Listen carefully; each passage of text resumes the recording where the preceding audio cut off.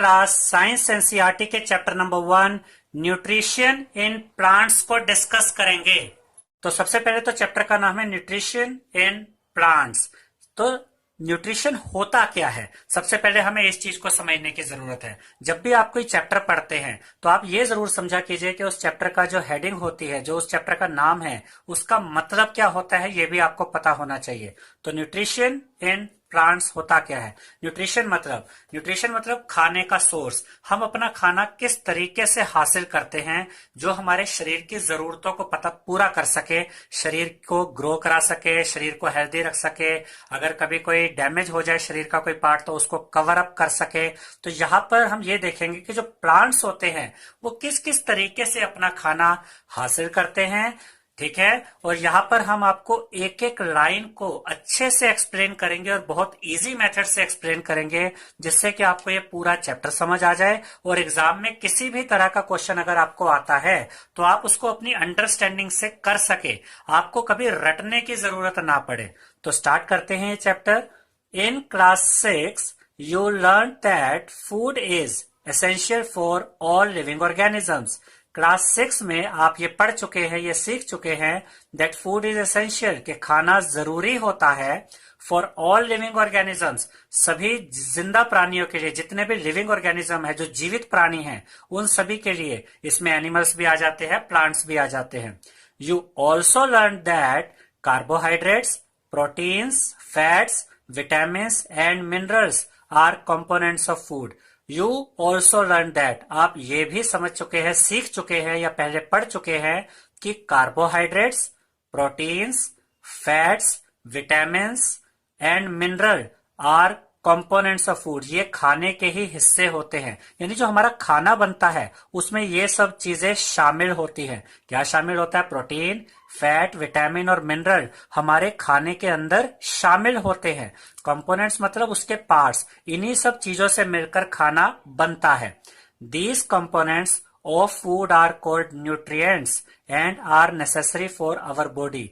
इन सभी चीजों को, प्रोटीन, फैट, विटामिन और मिनरल को एक कैटेगरी दी गई है, एक हेडिंग दी गई है। आप इन सबको एक साथ क्या कह सकते हैं? न्यूट्रिएंट्स। तो हमारे खाने के अंदर क्या होते हैं स्टूडेंट्स? न्यूट्रिएंट्स होते हैं, अलग अलग प्रकार के होते हैं ये, ठीक है। And are necessary for our body, और ये न्यूट्रिएंट्स यानी कि प्रोटीन, फैट, विटामिन, मिनरल, ये हमारी बॉडी के लिए बहुत जरूरी होते हैं, ठीक है। आगे बढ़ते हैं। All living organisms require food, सभी जीवित प्राणियों के लिए, यानी जो जिंदा चीजें हैं, चाहे वो पेड़ पौधे हैं, चाहे जानवर है, उनके लिए खाना जरूरी होता है। रिक्वायर फूड यानी उनको खाने की जरूरत होती है। Plants can make food for themselves, plants अपना खाना खुद बना सकते हैं, but animals including humans can not. लेकिन जो एनिमल्स होते हैं, जो जानवरों की कैटेगरी आती है, जिसमें इंसान भी शामिल है, ह्यूमंस भी शामिल है, ह्यूमंस या दूसरे एनिमल्स, आप ह्यूमंस को लीजिए, दूसरे जानवरों को लीजिए, वो अपना खाना खुद नहीं बना सकते हैं। They get it from plants और एनिमल्स दैट ईट प्लांट्स। तो ये जो एनिमल्स होते हैं ये अपना खाना कहां से हासिल करते हैं? They get it from plants, वो अपना खाना हासिल करते हैं स्टूडेंट्स प्लांट से, और उन एनिमल से जो प्लांट्स को खाते हैं। देखिए, they get it from plants, या तो एनिमल्स अपना खाना सीधे सीधे प्लांट से हासिल करते हैं, जैसे हर्बीवोर्स जो कि शाकाहारी जीव होते हैं, ये प्लांट्स को खाते हैं और इनके खाने की जरूरत पूरी हो जाती है। लेकिन अगर आप शेर को ले, आप चीते को ले, आप टाइगर लेते हैं, ये प्लांट्स नहीं खाते। तो ये ऐसे एनिमल्स को खाते हैं दैट ईट प्लांट्स, जो आगे से प्लांट्स को खाते हैं। जैसे कि शेर किसको खाता है? हिरन को खाता है, और हिरन किसको खाता है? आगे प्लांट्स को खाता है। इसका मतलब हम कह सकते हैं कि जो सीधे सीधे प्लांट्स को खा रहे हैं वो तो सीधे सीधे प्लांट्स पे डिपेंड करते हैं, लेकिन जो प्लांट्स को नहीं खाते हैं वो भी इनडायरेक्टली प्लांट्स पर ही डिपेंड करते हैं, क्योंकि जिन जानवरों को वो खा रहे हैं वो भी तो तभी जिंदा है जब वो दूसरे आगे प्लांट्स को खाते हैं। Thus humans and animals are directly और indirectly dependent on plants। तो ह्यूमंस या दूसरे एनिमल्स ये या तो डायरेक्टली प्लांट्स पर निर्भर करते हैं या इनडायरेक्टली प्लांट्स पर निर्भर करते हैं। क्योंकि स्टूडेंट्स अगर प्लांट्स नहीं होंगे तो जो हर्बीवोर्स है, जो प्लांट्स को ही खाते हैं, शाकाहारी जीव है, उनको खाने को नहीं मिलेगा, वो मर जाएंगे। और जो जीव जैसे शेर या दूसरे जो मांस खाने वाले जानवर हैं, वो जीव तो दूसरे जानवरों को खाते हैं, अगर आगे उन जानवरों को ही प्लांट नहीं मिल रहे और वही मर गए तो ये वाले भी मर जाएंगे जो उन एनिमल्स को खा रहे हैं। इसका मतलब प्लांट्स ही सभी के लिए यहाँ पर फूड प्रोवाइड करवाते हैं, चाहे वो डायरेक्टली हो चाहे इनडायरेक्टली हो। अब हम आगे देखते हैं students, mode of nutrition in plants. Mode of nutrition का मतलब है खाना खाने के तरीके, सोर्सेस क्या हैं, कहां से खाना हासिल होता है। जैसे अगर हम अपनी बात करें, इंसानों को खाना कहां से हासिल होता है, हमारे लिए मोड क्या होता है, या तो हमें हमारे लिए प्लांट्स मोड है, हम शाकाहारी चीजें खा सकते हैं, या हम एनिमल्स को ही खा सकते हैं जैसे जो नॉनवेज खाते हैं। ठीक है, तो यहाँ mode of nutrition in plants की बात की गई है कि प्लांट्स अपना खाना किस किस तरीके से हासिल करते हैं। Plants are the only organisms that can prepare food for themselves by using water, carbon dioxide and minerals। देखिए इसको समझते हैं। Plants are the only organisms, plants अकेले ऐसे organisms हैं that can prepare food, जो खाना खुद बना सकते हैं, for themselves, अपने लिए, by using, किन चीजों का इस्तेमाल करके, वाटर का इस्तेमाल करके, कार्बन डाइऑक्साइड का इस्तेमाल करके और मिनरल्स का इस्तेमाल करके। ठीक है, the raw materials are present in their surroundings. और ये जो चीजें हैं ये रॉ मटेरियल है। रॉ मटेरियल मतलब इन्हीं चीजों का इस्तेमाल करके तो प्लांट्स अपना खाना बनाते हैं, तो ये रॉ मटेरियल है। जैसे कच्चा माल जिसको मिलाकर एक प्रोडक्ट तैयार किया जाता है, तो ये वाटर, कार्बन डाइऑक्साइड और मिनरल ये प्लांट्स के लिए रॉ मटेरियल का काम करता है। The raw materials are present in their surrounding. और ये रॉ मटेरियल उन पेड़ पौधों को अपने आसपास वातावरण में मिल जाता है, उन्हें पानी भी मिल जाता है, कार्बन डाइऑक्साइड भी मिल जाती है और मिनरल्स भी मिल जाते हैं। ठीक है स्टूडेंट्स, अब आगे बढ़ते हैं। The nutrients enable living organisms to build their bodies. जो न्यूट्रिएंट्स होते हैं वो एनेबल लिविंग ऑर्गेनिज्म, यानी कि वो लिविंग ऑर्गेनिजम्स को इस लायक बनाते हैं, ये ताकत देते हैं, टू बिल्ड देयर बॉडीज, ताकि वो अपनी बॉडीज बना सके। तो न्यूट्रिएंट के बिना हमारी बॉडी भी बनी नहीं रह सकती। अगर किसी इंसान को कुछ दिनों तक 4, 5, 6, 8, 10 दिन तक खाना ना दिया जाए तो धीरे धीरे उसका शरीर कमजोर होने लगता है, क्योंकि हमारी बॉडी ही न्यूट्रिएंट्स की वजह से बनी रहती है, ग्रो करती है, उसे एनर्जी मिलती है, वो हेल्दी रहती है। ठीक है, तो इस लाइन का मतलब था the nutrient enable living organisms to build their body. जो न्यूट्रिएंट होते हैं, न्यूट्रिएंट यानी के protein, fat, vitamin, carbohydrate, mineral, ये लिविंग ऑर्गेनिजम्स को इस लायक बनाते हैं कि उनकी बॉडी बनी रहे, ये उनकी बॉडी को बनाए रखने में मदद करते हैं। उसके अलावा टू ग्रो, उनको बढ़ने में मदद करते हैं। कोई इंसान का शरीर तभी ग्रो करेगा जब उसको न्यूट्रिएंट मिलेंगे खाने के अंदर।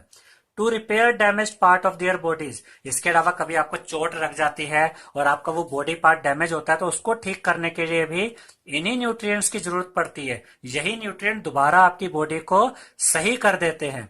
And provide the energy to carry out life processes, और यही न्यूट्रिएंट्स आपको एनर्जी, ताकत देते हैं ताकि आप अपने लाइफ प्रोसेस की जो काम है उनको आप कर सके। देखिए, and provide the energy to carry out life process, मतलब एनर्जी प्रोवाइड करते हैं, कैरी आउट यानी के कंटिन्यू रखने के लिए कामों को, जिंदगी को, लाइफ प्रोसेसेस को, चलना फिरना, काम करना, इन सब के लिए न्यूट्रिएंट्स जरूरी होते हैं। नेक्स्ट देखते हैं, nutrition is the mode of taking food. Nutrition का मतलब होता है कि मोड मतलब तरीका, रास्ता। Nutrition is the mode of taking food. Nutrition मतलब आप किस तरीके से खाना हासिल करते हैं, by an organism and its utilization, और किस तरीके से उसको फिर यूज करता है, आपका शरीर किस तरीके से उसे यूज करता है, बाय द बॉडी। ठीक है स्टूडेंट्स, तो न्यूट्रिशन का मतलब है आपका शरीर किस तरीके से आप खाना हासिल करते हैं और फिर किस तरीके से आपका शरीर उसको यूज करता है। Next, the mode of nutrition in which organism make food themselves from simple substances is called autotrophic. ध्यान से समझिएगा इस चीज को।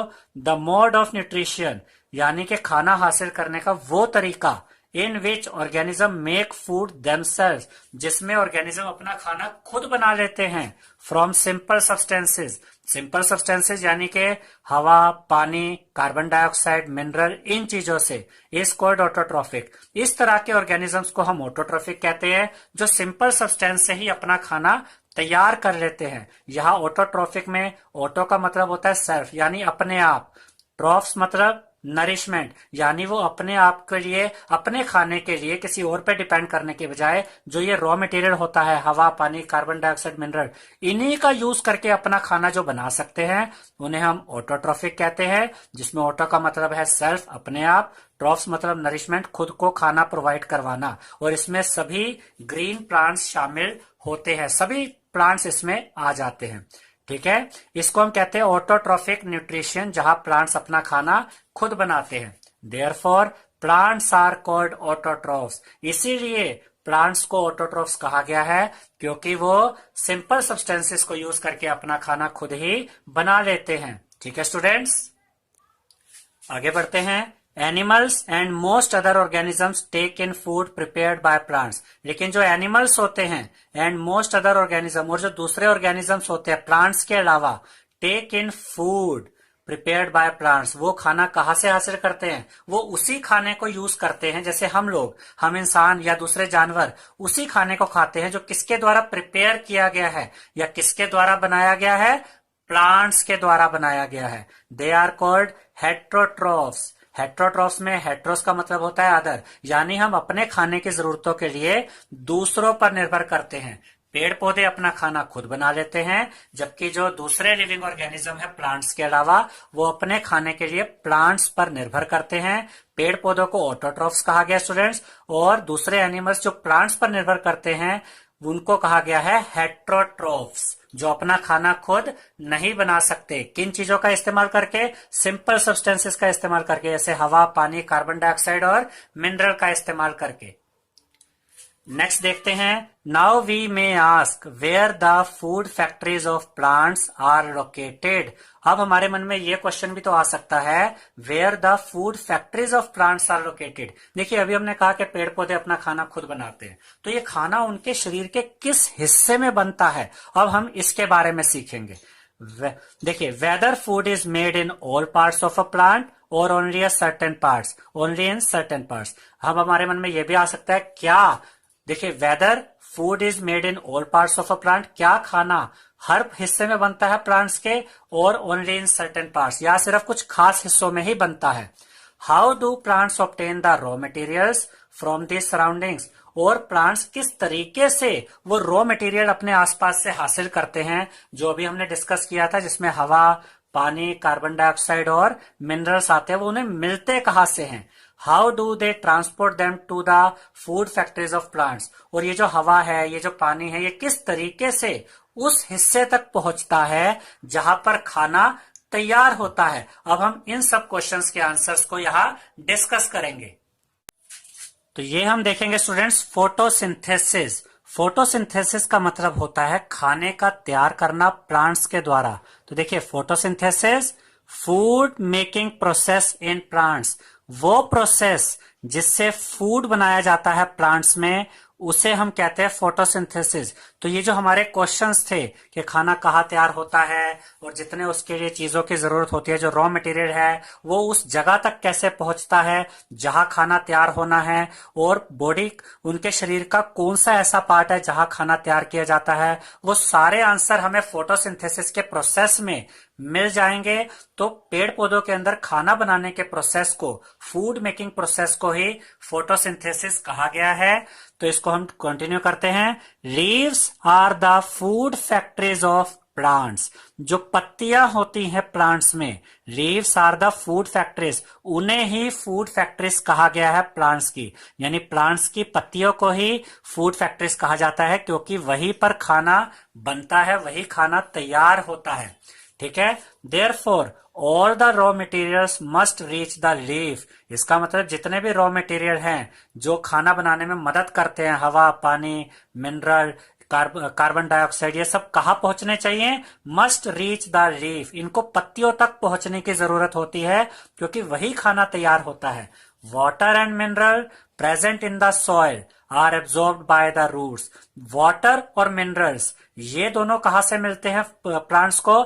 ये मिलते हैं मिट्टी से, मिट्टी के अंदर। देखिए, water and minerals present in the soil, ये कहाँ होते हैं? सॉइल में। Are absorbed by the roots, इनको कौन अपने अंदर खींच लेता है? पेड़ पौधों की जो जड़ें होती हैं, वहां से वाटर और मिनरल अंदर की तरफ जाता है, उन पेड़ पौधों के अंदर किनके जरिए, रूट्स यानी जड़ों के जरिए, and transported to the leaves, और वहां से कहा भेज दिया जाता है, ट्रांसपोर्टेड मतलब भेज दिया जाना, वहां से कहा भेज दिया जाता है, लीव्स यानी पत्तियों तक, ताकि वाटर और मिनरल का इस्तेमाल किया जा सके।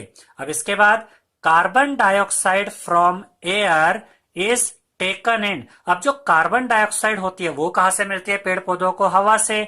इज टेकन इन, उसको अंदर की तरफ यानी शरीर के अंदर किस तरीके से लाया जाता है, शरीर का कौन सा ऐसा प्रोसेस है जिससे कि वो अंदर आ जाए। देखिए ध्यान से समझिएगा, थ्रू द टाइनी पोर्स, यानी जो हवा में कार्बन डाइऑक्साइड होती है वो किस चीज के थ्रू अंदर की तरफ आती है, थ्रू द टाइनी पोर्स, छोटे छोटे छेद होते हैं, present on the surface of leaves.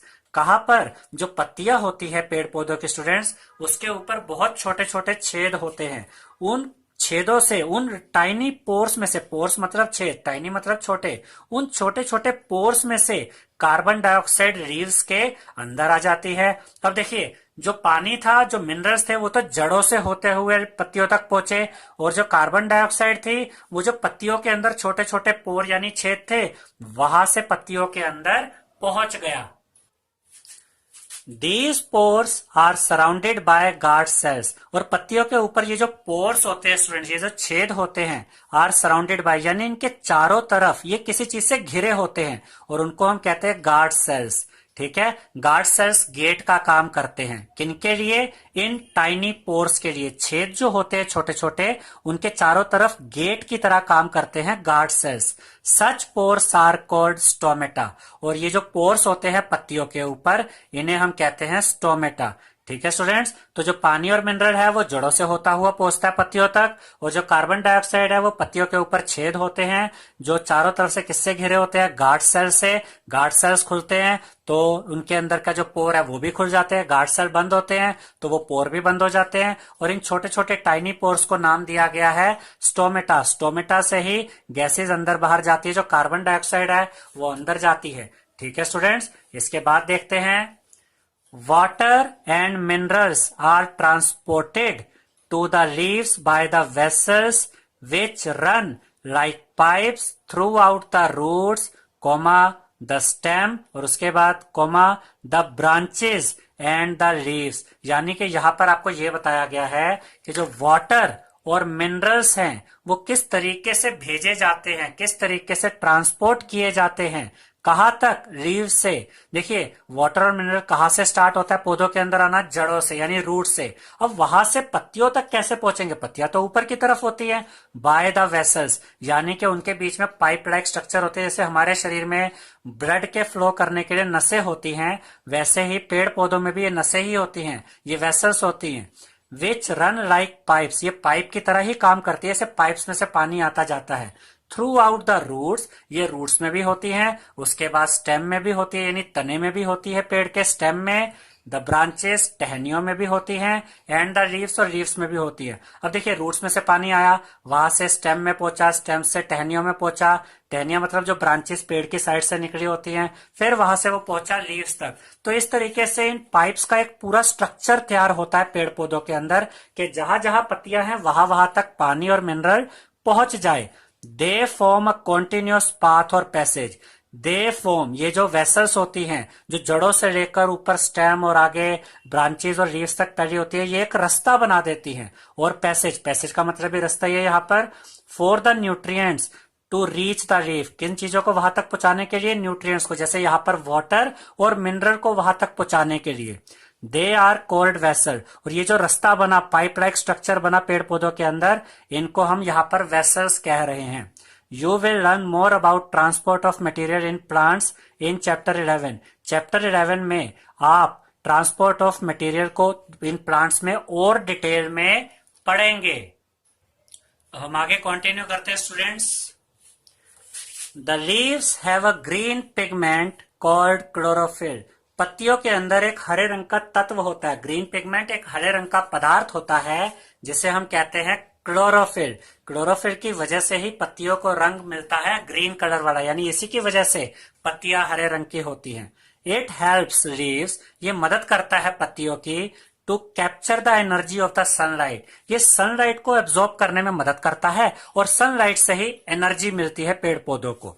This energy is used, और इसी एनर्जी का इस्तेमाल किया जाता है टू सिंथेसिस। सिंथेसिस का मतलब होता है प्रिपेयर करना। केमिकली जब कुछ तैयार किया जाता है तो उसको हम सिंथेसाइज कहते हैं। देखिए, सिंथेसाइज ये वर्ड का मतलब है कि केमिकली जब कोई चीज तैयार की जाती है। This energy is used to synthesize, यानी कि प्रिपरेशन, यानी प्रिपेयर किया जाता है। क्या बनाया जाता है इसी एनर्जी से? ये जो सनलाइट की एनर्जी हमें मिली, इससे क्या प्रिपेयर किया गया, क्या सिंथेसाइज किया गया? Food from carbon dioxide and water. अब ध्यान से समझिएगा, जो सनलाइट से एनर्जी मिली उसका यूज किया गया क्या बनाने के लिए? खाना बनाने के लिए।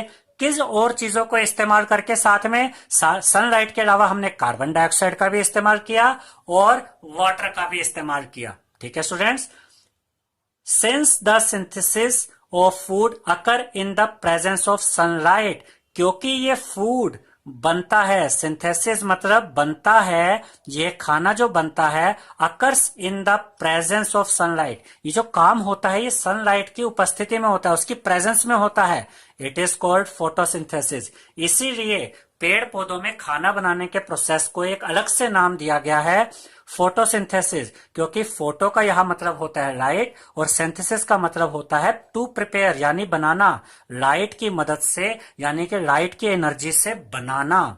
सो we find that chlorophyll, sunlight, carbon dioxide and water are necessary to carry out the process of photosynthesis. तो इससे हमें पता चला कि खाना बनाने के लिए पेड़ पौधों को किन किन चीजों की जरूरत पड़ती है? क्लोरोफिल की, सनलाइट की, कार्बन डाइऑक्साइड की और वाटर की। ये चार बहुत इंपॉर्टेंट पॉइंट्स है स्टूडेंट्स, इनको आप हमेशा याद रखिएगा, आपको आने वाली क्लासेस में मदद करेंगे कि chlorophyll, sunlight, carbon dioxide, water, इन सब चीजों की जरूरत है। आर नेसेसरी मतलब ये जरूरी है to carry out the process, इस प्रोसेस को करने के लिए। कौन से प्रोसेस को?